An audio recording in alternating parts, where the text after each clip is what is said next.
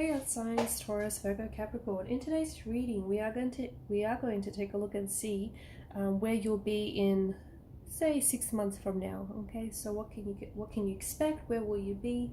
What comes up for you?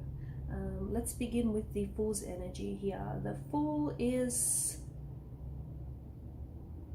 on a journey. Okay, it is considered, the major arcana is often considered his journey, the Fool's journey. And his journey through life, and he's a reminder that he's ever present, and he's number 0. That's why he has no number, right? Because he's constantly present. It is his journey after all. What's happening for you is, I feel like there's, the Fool is a card for new beginnings, for potential, for new opportunities. And I feel like, just like the young man in the picture here, you are on the outset of a new journey. You are on the outset of a new beginning, okay? And I feel like, he stands here on the edge of a cliff and he's about to take his first step, but it's into the unknown. And for a lot of you, okay, because you've also got the moon that's shown up here, there's this energy that's kind of woven into the reading here, and it's this energy of fear. It's scared of pushing yourself outside of your comfort zone, scared of doing something different, doing something differently. It's right now you're being called to commit to yourself, to commit to your heart and follow your heart, okay? No matter how crazy it might seem to you or anyone else, okay? And no matter how crazy it might seem to take this leap of faith, but that's exactly what you need to do right now. You need to trust in yourself, because there's something here that I feel like you're being called to do, and it's like you have to trust, okay? You have to trust in yourself. You have to trust that the universe is taking care of you and is taking you where you need to go.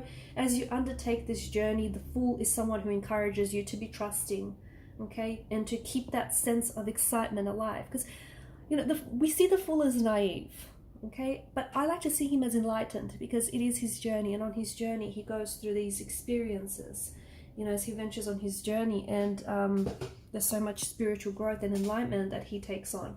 So now's a time of great potential and great opportunity for you. You might be starting out something new. It may be a new study, a new degree, it might be a new career opportunity, it might be a new opportunity, you might be starting out a new project or a new hobby, but maybe you've been holding yourself back. But I think the next 6 months is a really good time to start right now. Start with where you have, because some of you have been holding off until you get greenlit for the project, or until the universe greenlights you, and you've been holding off until you have all the resources and you have all the tools and you have all the time.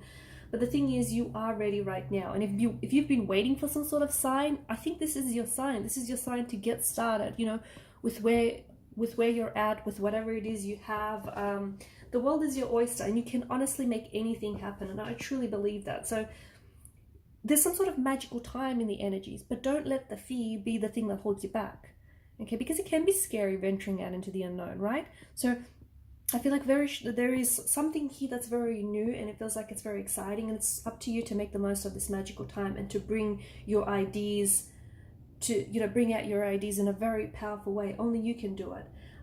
And this, I feel like the universe is also inviting you with the Fool's energy. There's a bit of folly to his energy, so the universe is inviting for you to relax, play, have fun with it, okay? It doesn't have to be so serious. I mean, I'm not saying don't treat it serious, but have a little fun with it, whatever it is, whether it's you're wanting to start a new business idea, or whether it's a new relationship you want to embrace, a new love, or whether it's you're learning a new skill, a new degree. It's so important for you to tap into your fullest potential, and to do that you have to kind of step into a place of wonder, a place of folly, a place of curiosity, a place of intrigue, right? The Fool reminds us to live life as though you were a child once again. Laugh more, just be carefree, just let your heart go free, that kind of energy. Now's an excellent time. So anytime you experience resistance, any time that you experience fear in your life, just remember to try and tap into the energy of the Fool, because he's acknowledging, he's encouraging you to acknowledge the fear. I mean, you can't pretend, you can't deny the fear is not there when really it is, right? That'd be silly. So do acknowledge the fear, but the Fool just says, you know, do it anyways. Because isn't that the very definition of courage, right? It's admitting, you know, you're scared, okay? Admitting you're scared, admitting, you know, you have fear about this thing, but doing it anyways. So you don't know, you don't know what the future holds, and the future has this, you know, you are limitless.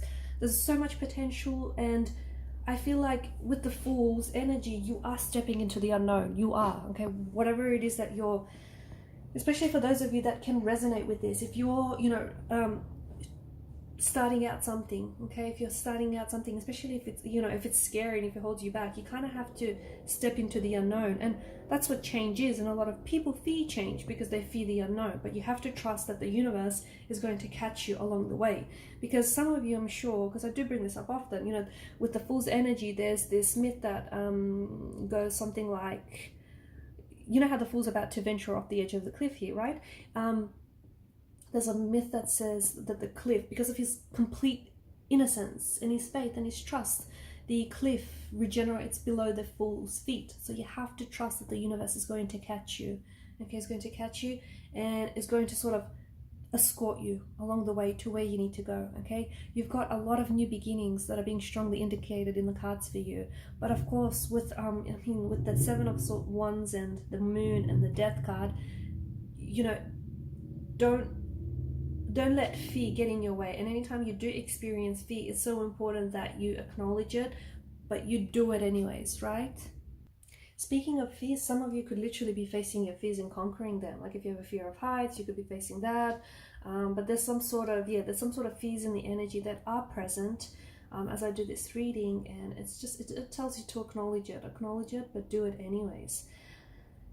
I mean, you've got the Death card here, and it's about endings and it's about new beginnings, birth and rebirth, change and more change and transformation. And there's a beauty in all of that. Okay, I feel like you're going through a lot of changes, and you will be going through a lot of changes, or maybe you have and you will continue to do so.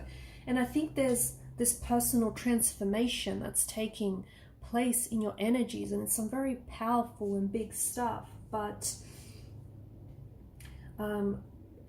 Seven of Wands with the Moon card tells me that there may be a resistance in your energies, a resistance to change. Remember how we spoke about, you know, change could be scary because it is stepping into the unknown. It's not knowing what comes next. It's having to change things that you're familiar with. But as a result, you don't know, you know, what life has for you. You might let go of something good only to get something better in return. So I feel like there's something here with this, the ending of a major phase in your life, and whether it's you know, transforming yourself, transforming your ways, but there could be the ending of a major phase or aspect in your life which you've outgrown, or just, you know, no longer serves you, no longer works for you. And the ending of this phase opens you up to the possibility of something new, something a lot more in alignment, something that is so much more valuable and beneficial to you.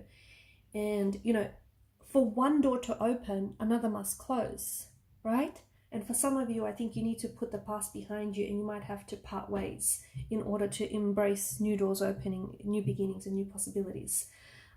So it might be difficult to let go of something, especially something from the past, because that's familiar, that's certain, that's predictable, that's comforting, true. But, you know, once you let go of that, you'll soon see the importance of, you know, whatever it is that comes and replaces it, because this is the promise of transformation. This is the promise of arrival. Okay, so you know, you have to get creative. You do, and you have to allow for new positive and constructive patterns to emerge here.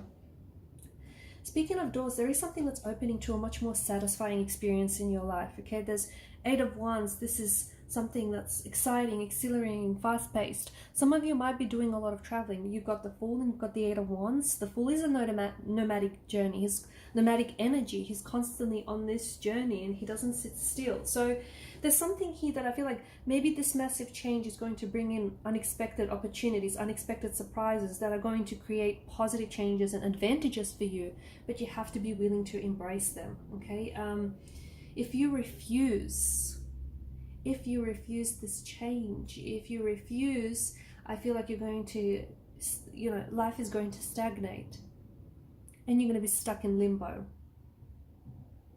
If you resist it, if you're reluctant to let go, or if you don't know how to make the change that you need, it might interfere with new opportunities and new doors that are opening for you.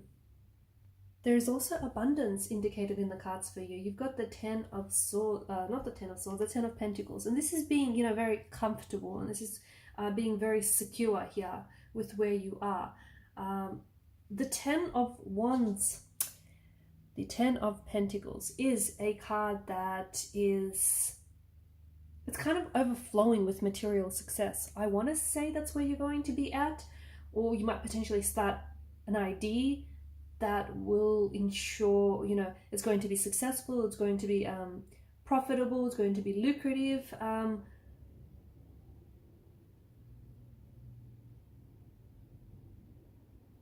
There's an opportunity that I feel like is going to have a lot of material security attached to it.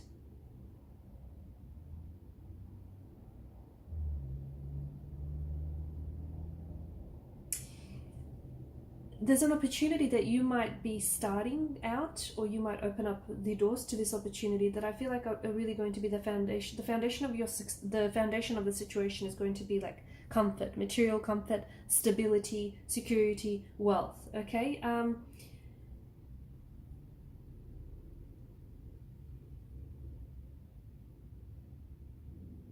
I feel like there's some sort of business venture as well that is getting underway. Some sort of business venture that I feel like is going to generate a lot of happiness and a lot of emotional fulfillment and a lot of material wealth as well.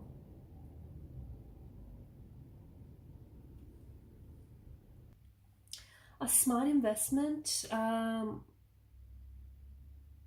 or the result of a successful career path or career choice. I'm also seeing long-term relationships in the card for you. Okay, so long-term relationships here are showing up. Or, you know, this card can also be a promise that everything is going to come together and everything is going to work out in the end. And, you know, you're going to be proud of everything that you've achieved. Okay, so there's an energy of gratitude in the cards for fulfilling your goals, for fulfilling your dreams, your goals, your dreams, and for, you know, making those things tangible. This is also, the Ten of Pentacles is an energy that ensures, you know, your success is going to last a long time. There's something here that you worked very hard, or there's something here that you're working on very hard to get to here or to get there. And it's going to pay off. You're going to be enjoying the success, the wealth, and the abundance, and it's going to bring you a lot of joy, a lot of satisfaction here. It could be also a sign that, you know, family and friends are very important to you, and you may be surrounding yourself, like your home life is happy and you can provide your family with the security that they need. And you know, you're strongly connected to family history here. Family history, your family lineage, your heritage here. And the Ten of Pentacles could also represent tradition, being part of something bigger, or realizing that, you know, your ancestors, they flow through your veins. So you might be trying to connect and find out more about family, okay? Or family may be trying to reach you. You might take on, I don't know, it's you're connecting to your family history, your heritage, your family lineage. That's interesting. You might be trying to make a project, okay, that somehow involves, okay, it may be like you might be trying to write a piece that's based on true events, based on, you know, a family member's life story, because there's something in here that, and it feels you're very strongly connected to this. It resonates very strongly with some of your energies here.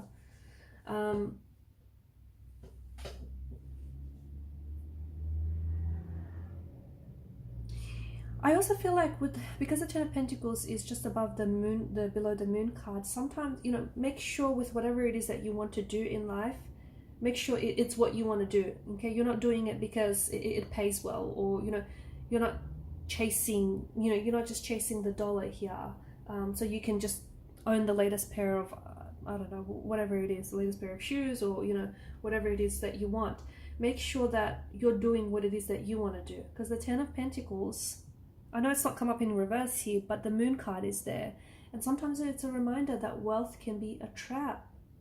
You know, sometimes when you surround yourself with more expensive and fancy, schmancy things, you start, you know, greed kicks in and you start wanting more and more of it, never truly feeling satisfied in the end, okay? So sometimes it's a reminder that less can be more, okay, and that wealth can be a trap. So make sure what you want is something that is of true value to you.